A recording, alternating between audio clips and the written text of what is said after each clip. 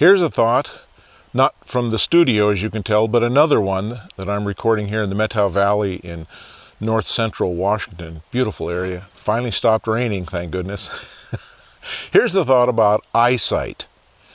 Years ago, I was talking with Christopher Burkett. He's a fabulous photographer, and he made a statement which I've never forgotten. He said he was so anxious to do his good work immediately because he knew his eyesight would eventually fail him.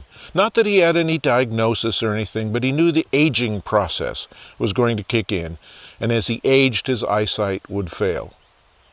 I didn't quite understand it. Intellectually I did, but I didn't quite understand it until literally the week of my 40th birthday.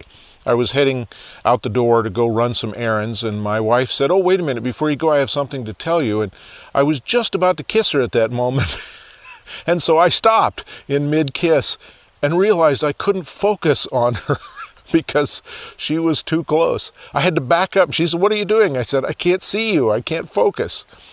The next week I had bifocals. Sometime later, I was down visiting Oliver Galliani, and he was in his mid-80s. His spirit was spectacular, but his body was failing him, and he'd always had difficult health. And he showed me his newest work from Italy, some work he was very excited about. A potential book, he thought. And all of the images were slightly out of focus and slightly off kilter, and I realized he couldn't see it. I mentioned to him, are these as sharp as your lens will go? And he said, "Oh yeah, they're tack sharp." But they weren't. Aging is a part of the process. We will all age, and as we age, our eyesight will not be what it was in our youth. It's worth thinking about. It's worth taking advantage of with the new autofocus cameras, etc.